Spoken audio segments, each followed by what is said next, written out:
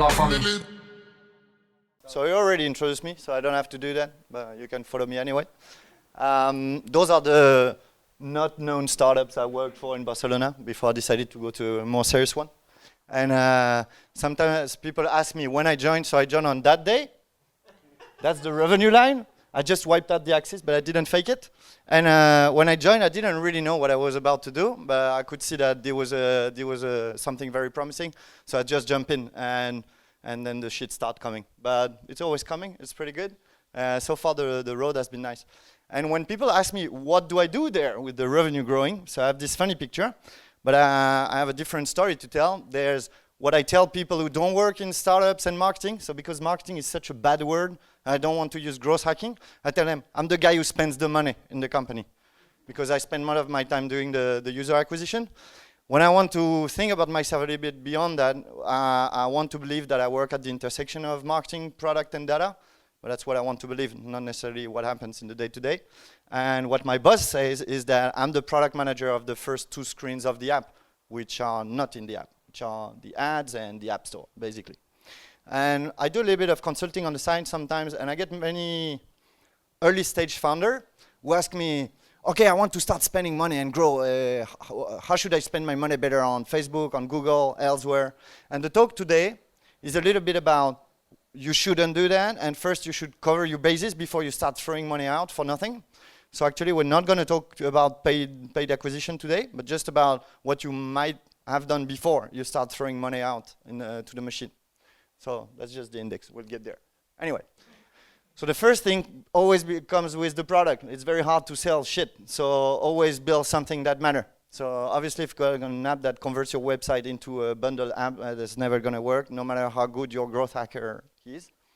And when I say build things that matter, they are usually the best product, they're very simple idea. They don't do everything, they just do something simple, but they do something simple that people need.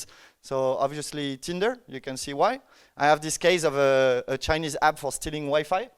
Grows like crazy. I think this discount was like in 6 months. Obviously if you answer a real need, it's much easier to grow. You don't have to put money in the machine.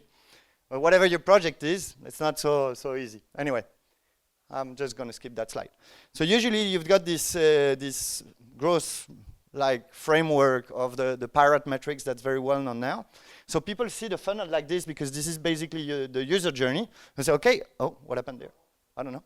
Acquisition is on top. Let's start there. And my whole talk today is forget about ROI and rethink this funnel in a different way, because this is going to be the user funnel. From a company point of view, you probably don't want to start at the acquisition layer. I also skip that one, because I love to talk too much and then it's never going to end. There's this fantastic framework that built Andy and Moritz, who work here in Berlin. I recommend you check it out on their website. There's lots of explanation and so on. And I did some nice overflow, but it completely failed. So anyway, I explained my point. My point is basically that the layers on the top are what you do in acquisition, what we're not going to talk about today. The layers in the middle are mostly product, re-engagement, and so on. I'm not going to detail it too much. And I think the very first part where you should focus is actually the bottom layer, which is how you manage your data. Because eventually, if you don't manage your data properly, you're going to just fly blind. So throwing money in the machine blind is definitely not a good idea. It's probably same thing. You want to start from the bottom. So here you start from the data layer. Attribution, analytics. I'll talk a little bit about that. Not now. Oh, I already said that. No. I didn't repeat very well, but it's gonna go on. So the first layer is the data layer. So you've got a bunch of tools, some that are mostly related to product, like Amplitude, Mixpanel, and a few other that I didn't put there. Sorry about that on the video. A few that are more specific to marketing, which is basically attribution. So the AppsFlyer, Adjust, and a few other who do attribution. And then things in the middle that you can actually use for both, like Firebase or even the Facebook SDK in the very early stage. I wouldn't recommend to go with the Google and Apple and Facebook of the world. Why? Because they've got an interest and they're going to become the judge and party in your data management. Because obviously, they're also an ad platform and the platform itself. So I would recommend myself to go for an independent party, but eventually that might not be a bad choice. Those are just tools, and you're going to tell me, what do I do with these tools? Like, it's great, I pay $2,000 a month to these people, and then what up? So the way I see it, on the product side, where you should begin before like your product is built and you're wondering what to do and before you throw money. On the product side is collect all the events you can. That doesn't mean you're going to look at them all, but from day one, collect them all, because you never know which one you're going to need. When we look at the flow, like for example, the activation flow, like the people who onboard and so on, it's not going to be one step. People open the app and they sign up. It's going to be a number of screens, an event within the screen. And it's only by collecting very, very granular level of event that you're going to eventually manage to improve. So collect them all, and you'll deal with that later. Collect them all in a very strict naming convention, because then it got very messy. We did this mistake, and it took a while to correct.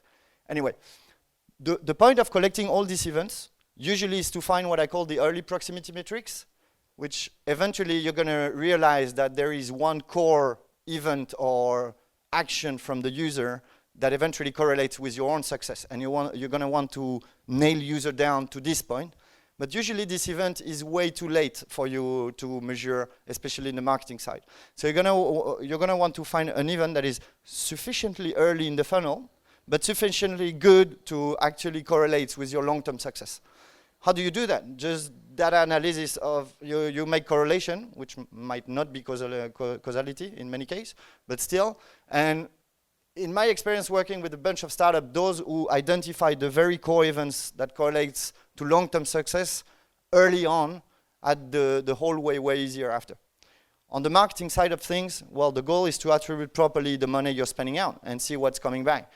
If you do it poorly, usually you're going to be able what you pay for an install, but that's not going to lead you to success. And the way I think about it, I had a longer slide, but I shortcut them, is what I call three-dimensional thinking about attribution. So one is about your events. You're not going to collect them all in attribution, just key events like sign up, pass level 1, make a first purchase, and so on. So just like the very key event, that's one dimension. The other dimension is the network they're coming from. So you put money in Facebook and Google, but you want it more granular. You want to put campaigns, you want to put ad groups, and many times you want to put the creatives there. If you just look at the network and the campaign, it's very hard to optimize.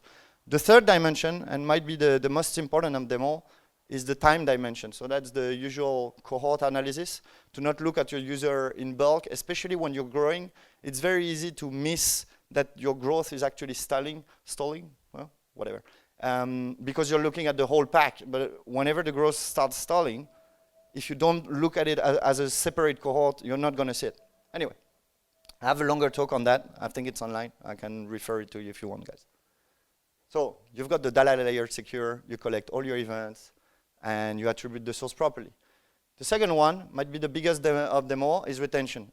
If your product has 10 users and a very strong retention, maybe not 10 users, but very few users and a very strong retention, everything else is going to be detailed. That one is the hardest one to manage. If you're nowhere and you're at the beginning, but you see that people really stick, you know you're going to be able to solve any of the other 4 layers. So that one is definitely the most important, because usually it correlates with success. This graph that I took from Quetra on Andrew's Shen blog shows the retention curve. They always look like that for different apps I think that's Play Store only in this case, yeah, Android apps. And basically, the higher in the store they are, the higher the retention curve. There is causality there. There is also correlation, but there is causality. If you look at your app and you see that after 14 days, you're below 20% retention, before throwing money, you probably want to work on that. It also correlates at the very top. This is just the biggest app, like the Facebook and WhatsApp of the world. So here, we've seen that after 7 days, let's say the pretty poor one were 20%, pretty good one were 60%, maybe even 80%. If you look at Facebook, there's an interesting thing here, or not. Well, not.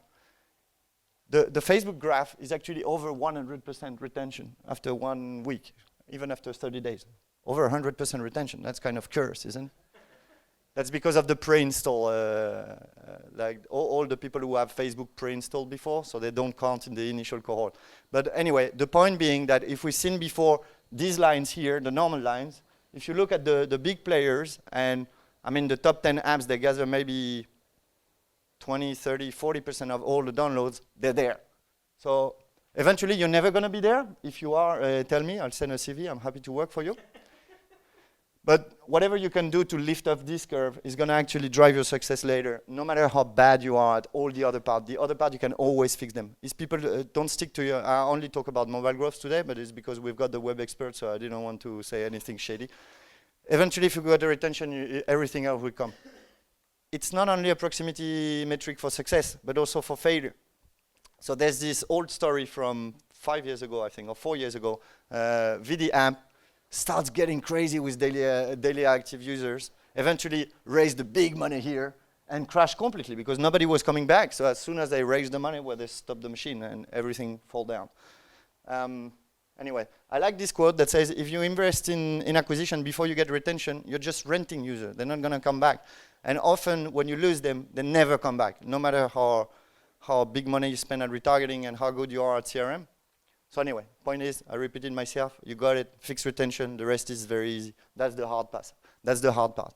It's getting actually worse. I look at this benchmark, that one is from AppBoy, there are a few others from Localytics and other people. Every year it's getting harder. This 80% people that you lost on day 7, well, next year it's 18%, and the year after it's 16%. It's really terrible. You put like a bunch of money into your CPIs and eventually realize that after a week, 80% of that is gone. If you're paying $1 CPI, well, after a week, we're talking about an $8 active user. So it can multiply very quickly. Anyway, compare yourself across verticals can be pretty different. I mean, in the fitness world, it's pretty hard because people don't commit. So it's very hard. We're an app, we're fitness, and the combination of both makes it pretty tough.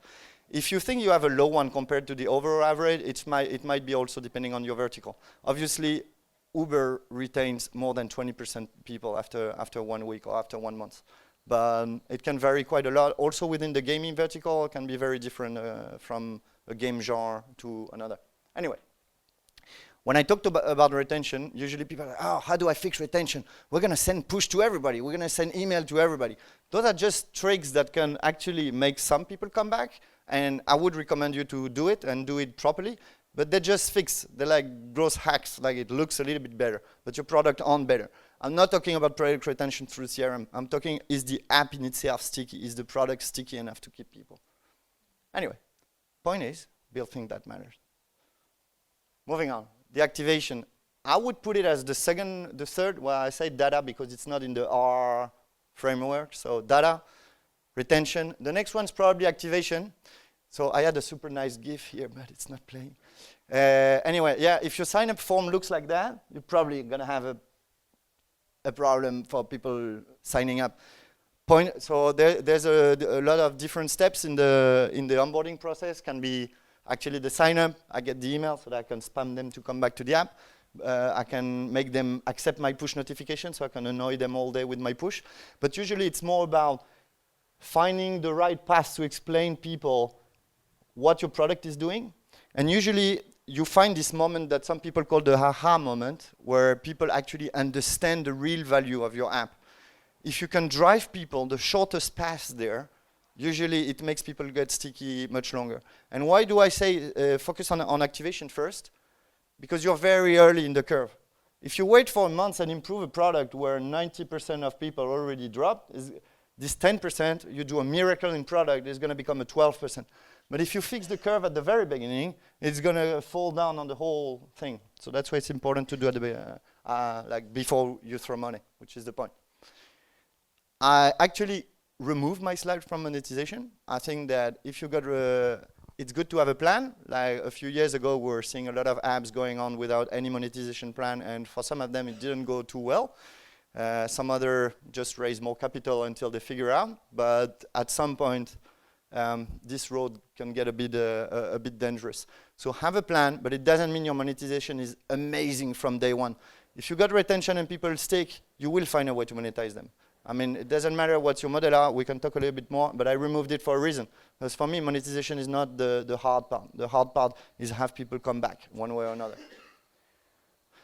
And virality.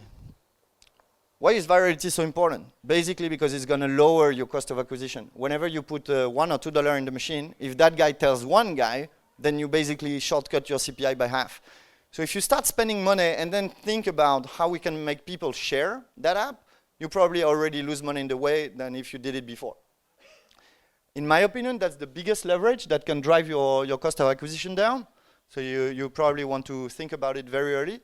And many times, the virality part is actually very close to the retention part, because if people, not all the products are viral and social by themselves, but usually if they are, it's much easier to have people come back because they've got the social pressure and they've got the value of their friends being there or whatever it is.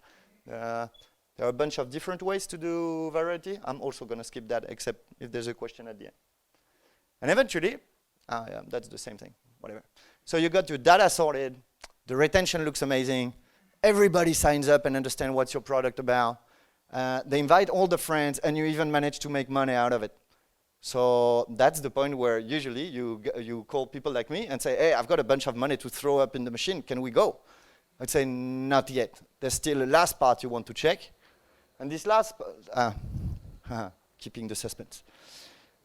So how do paid acquisition really works? Paid acquisition is just a massive auction. You're fighting with a lot of other apps or websites for that matter. It's not that you're fighting against the other apps from your vertical. My competition when I run Facebook ads is not Freeletics and Runtastic and all the other amazing fitness apps in this market. They're everybody. There's the next game. Like everybody's competing for the same people, the people who pay. So the auction doesn't look like that. It looks more like that because everything is going programmatic, and if you're still doing it the manual way, usually you're losing an edge. But what I mean here is that no matter what you're sold, like on Facebook, you can bid on impression, you can be charged on impression, or you can be charged on installs. Same for ad networks. So even some, they would sell you some CPAs. Yeah, you only pay when people realize the action, which looks amazing. Like basically on the auction, the more you manage to pay to the end of the funnel, and the more you lower your risk of people actually seeing the ad and not do anything, or install the app and not do anything. But it's just a trick in the auction, because what the publisher has is inventory, is eyeballs, is space on the Facebook feeds. And eventually, that inventory has a limited capacity. Even with 2 billion people using Facebook, this inventory is there, and Facebook wants to sell it. So no matter how you're sold, they're always going to go up and see how much money am I making for every impression, what they're called eCPM or whatever name they give it. And what I'm meaning by that is that before you spend money, you probably want to fix your ASO. And when I say ASO, forget about keyword optimization. Sometimes it can yield a few downloads at the beginning, and it's always nice to optimize it. But I mean conversion. And why is that? Because if your listing looks like shit, you're going to drive all this traffic. It can be from paid acquisition, but even if you do a big PR campaign, or suddenly your SEO is fantastic, everybody goes to your website because you work with Sujan, and then they go to your listing, and your screenshot look awful, the value proposition is not clear, they're not going to install. The problem here is that it's not you're losing this install. Is for every people who doesn't install the app when they visit the listing, it means that the CPM is going down for other people. I had a slide, but actually I had to remove it for confidentiality reason because I knew that was filmed. And I was looking at some past data from a non-network, and I was like, well, this is pretty cool. I'm paying $1 CPI in the US, but what are other people paying there? And they were showing me internal data that I think I wasn't supposed to see. That's why I was told not to put the slide. That basically people for the same inventory were paying $3, $4 on every install. And it's because the conversion on the listing was less than half of mine. And I'm not saying I did an awesome job. I'm saying they did a terrible job of not actually monitoring their conversion very closely before they start putting money in the machine. So we got that part sorted out also. What we can do, we can have this fantastic gift that doesn't move about spending money. And because I kind of know that this might happen, I actually put the picture there so that you could all see it. And yeah, so summary, 2 things. Don't stop at the top of the funnel throwing money. Think about your product and think retention first. If you got that, everything else will follow sooner or later pretty easily. Thank you very much.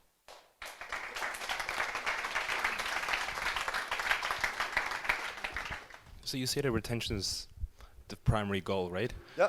And to achieve retention, you want to build products that matter or that solve certain problems. Give us like your top 3 list of products that eventually lead to retention.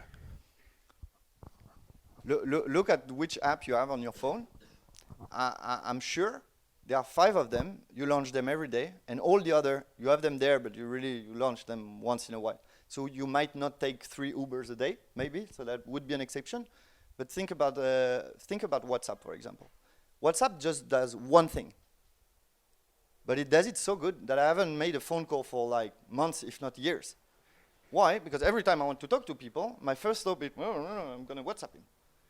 And here, I think the 2 things is repeat usage. I want to do that all the time, and I hate phone calls myself. Why? Because I can't really multitask in the meantime. I like to be looking at stuff and so on.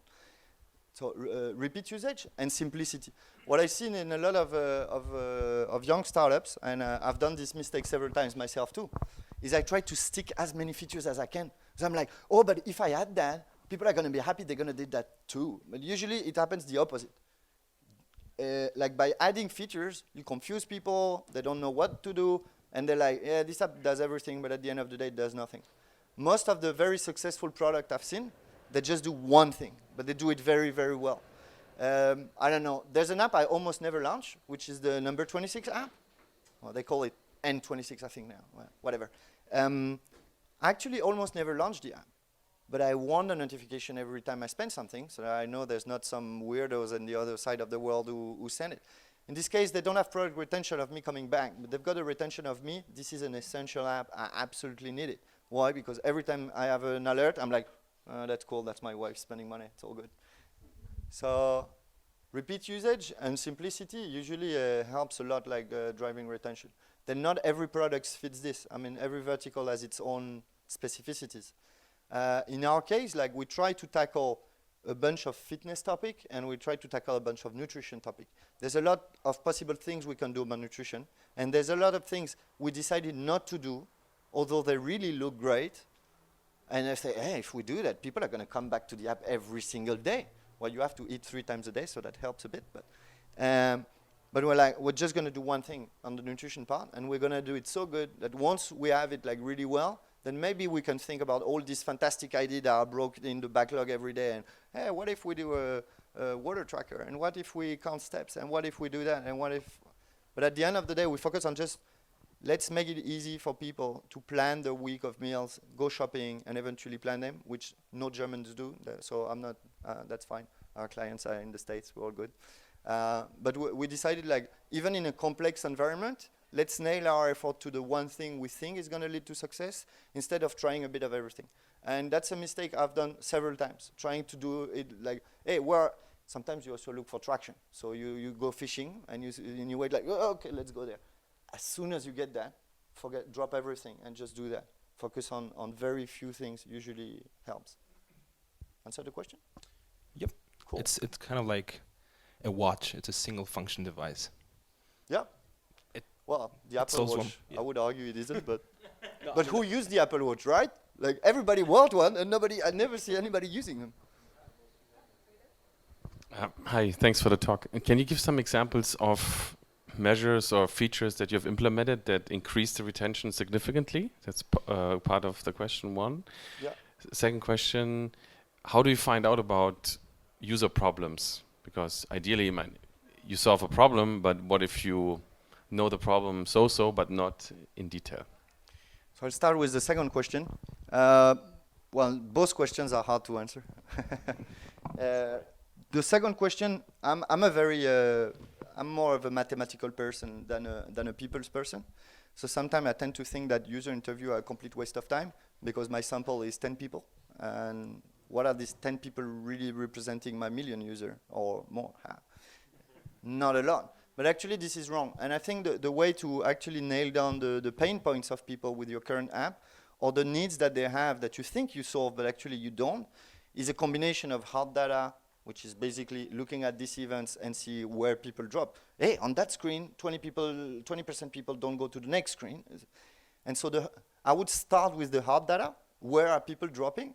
And then you start making hypotheses. So that's the work of product managers. And in my experience, no matter how good the product manager, they always have hypotheses that are completely different to what user experience. And so that's where comes the user feedback. you want the user feedback once you have an idea of where you want to drive them, like about the pain point, but you don't want to tell them what's the problem. Like you identified the steps where they're dropping. You don't want to tell them why they're dropping. You want to hear it from them. The way we automate this a little bit in the company is that we want everybody to be focusing on that and not product managers. So one way to do that is, I don't know, I'm forcing myself to read every single review we have in the store, because there's one way of feedback that is more people saying what they want. Usually they're pretty hungry, but then rather than asking them the question where I know they're going to answer the feature I want to develop, right? Long story short, mix of hard data like number and then confirm the hypothesis with user interview usually is a good way to find a pain point. But also look at a bit at competition and what has been done in other environments, especially on apps. Like in the nutrition side of apps is still a bit early green. They are not. It's not so competitive today. What do we look at? Not what the bad competition is doing. What has the competition done elsewhere? Why did Weight Watcher has huge success 30 years ago before there was websites? Why is that particular website that grew crazy in the 2000s managed to move this offline crowd to web? And what we want is to move this pain point to the app. So usually we try to just look at, we don't copy everything other people do, but looking at like how it's been done in a different medium than the app is a good one. What was the first question? Example what I've lifted up. Features that increase retention. Yeah. So there's something I skipped on the slide on activation, where I had this slide from Tom Tungus that was saying how many funnels do you have? And there's one thing here is usually people tell you, you have to reduce friction. Hey, if you remove one field from the form, more people are going to sign up, which is usually true. But in the onboarding, when you tell people how to use the app and lead them to the winning point, sometimes more friction helps. Sometimes. It has to be done properly. It's not an easy thing. And recently, we added 2 onboarding screens that is already very long to actually show people like basically people were landing on the home screen and they had a bunch of options. Should I do workout? Should I prepare a recipe? Should I prepare my ingredients? Oh, I can't count my steps. And then the telephone rings and they go. So instead of leading them to the space where there are a bunch of options, we actually force them into one option without showing them that. Like adding screens and adding friction. What this led is people don't, like I said, the stickiness of the app before. People don't come back to the app more because we implemented that extra onboarding screens, but they actually understand and go faster to the moment where they realize, oh, this is working for me. And that's also what I was trying to say in the activation point. By working very early, you move the whole curve. It's not that people come back more, it's I lose less of them. And very often when you lose 80% of your crowd in a few days, working on where and why do people drop off is better than how can I make them come back more, which is even harder in my opinion. Lower hanging fruit, why do they drop? Maybe you promised them something different in the advertising and they didn't find it. Maybe you do have it in your app, but nobody understands how to do it, or even that you really have it. They're like, oh, I was promised that, I can't find it out. And we find a lot of features that we already implemented in the past that nobody was using. And the answer here was not adding another feature, but actually explain better to people how this feature can actually be a benefit for them. That wasn't very specific. You will have to do the onboarding to see how it is. The increasing in friction. You said that can be... Sometimes increasing friction can work, but this friction has to be well done. You have to actually nail them to do something they don't necessarily want, which is added step in the app, and is not something they just wanted to browse, and suddenly you're like, you need to work out 10 push-ups. And oh, fuck, like that. Yeah. So we force them to push up at the beginning. We can do planks and stuff if you want. Do you have some best practices for the referral part? So we just have the standard thing that you, like at some point of the user journey, you will get, maybe you can tell a friend, and then we have a pre-written text you can send via mail and SMS and stuff, but it's not really working. So what is the hot stuff about this? like every question depends a bit on your vertical. I mean, for example, I was chatting the other day with a very big dating app, and they were telling me it's very hard for people to share. Hey, come, I'm on Grindr, like you know. And some verticals it's harder to do, like this variety. You might think it's easy for us, but it's not.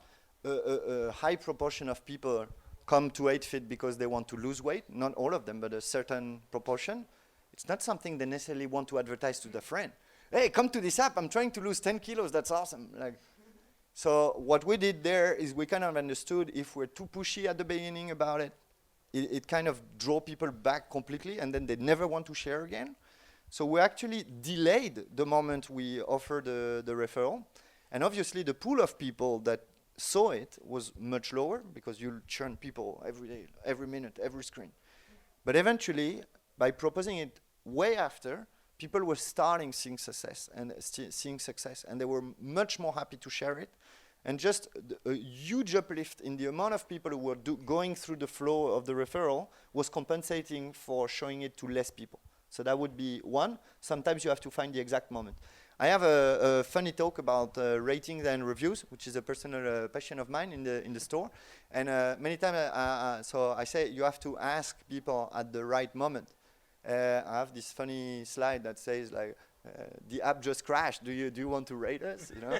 So you have to find also these happy moments. So for us, obviously, starting seeing success, whether somebody tells you you've changed or you notice this on the scale or whatever it is. Usually it's you're more proud of yourself, not the stupid scale. But you have to find these happy moments. Let's say you're a game and you're gonna go like everyone, oh, when people pass level 1, they're gonna be super happy. Well, usually they're not. Level 1 is a stupid tutorial where they understand how to play.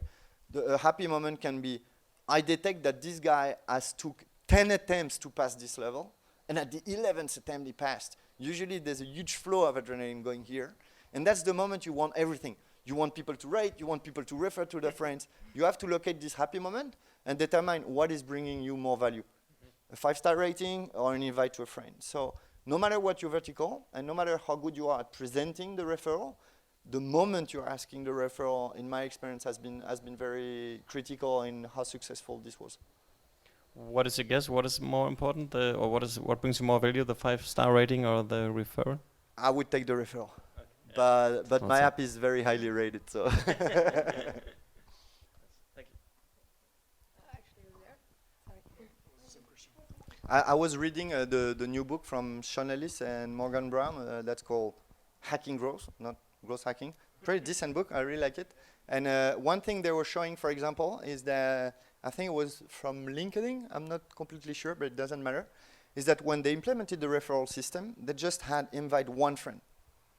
And then they noticed that if they put invite 2 friends, people were invited. Obviously, it was double the invite, but it was even more. Actually, there were more people inclined to start the referral flow if they were offered to invite several people. So they started going crazy, and you could invite like all your agenda, like we've all been spammed by LinkedIn at some part. But eventually, like they experimenting on this up to the point that they find it's like the tax, you know, if you tax too much, it actually goes down. Well, same thing, that if they offer to invite 4 people, that was the sweet spot. So there's also like, there's a lot of experimentation that you can do about it.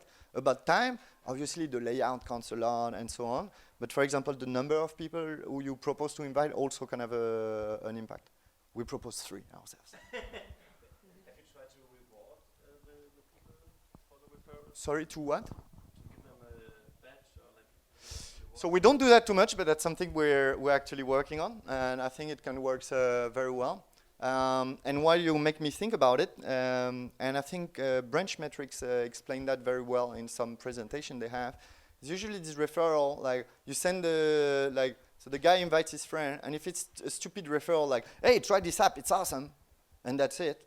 It doesn't work as well as if you manage to customize the experience somehow, like, hey, your friend has already done 20 workouts on that app and lost 5 kilos, you should join. And then the guy clicks, and what he sees in the onboarding is he can be with his friend and have some peer pressure. Like if you personalize the experience from the the invitee and the invited, usually it lifts up also a lot the referral process.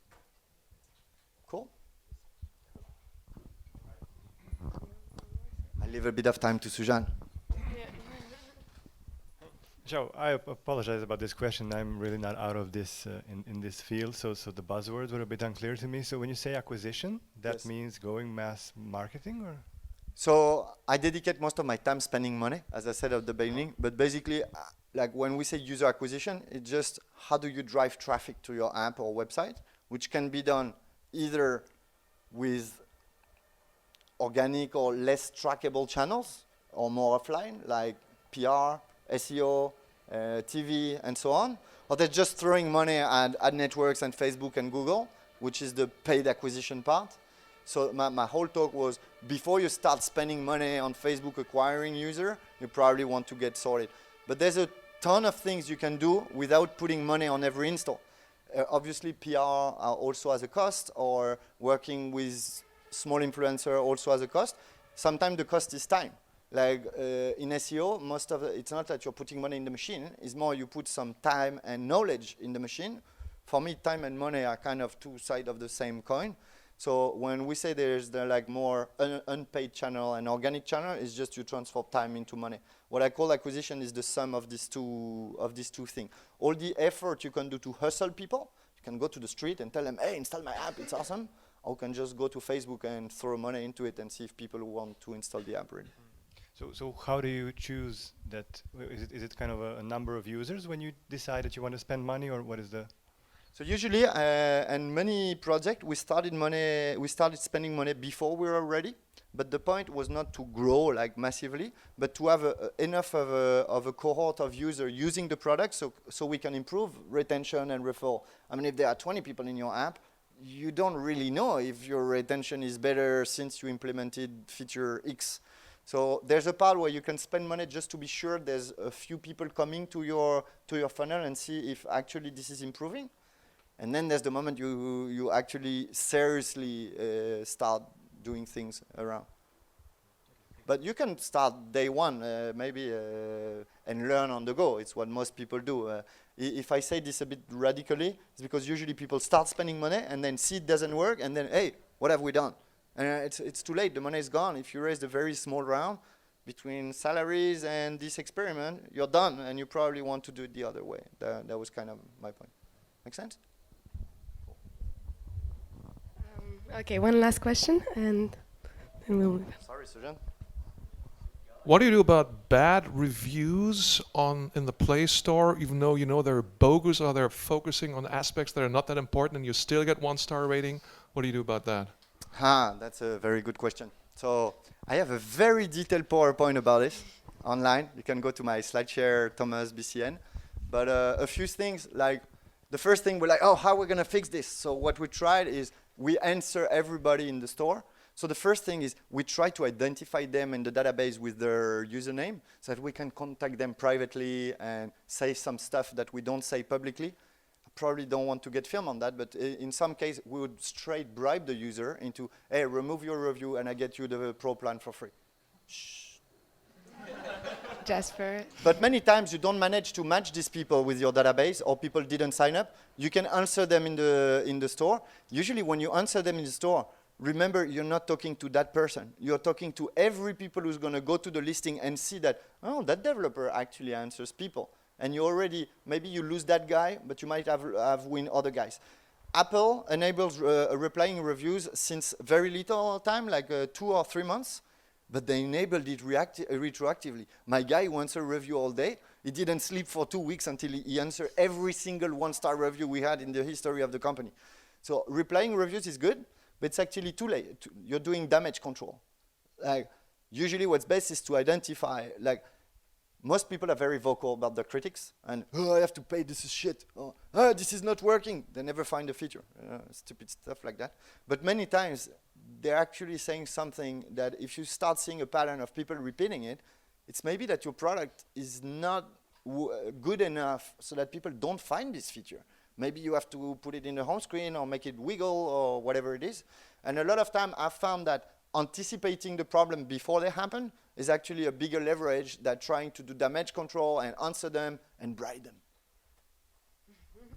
Cool, thanks. Thank you so much, Thomas.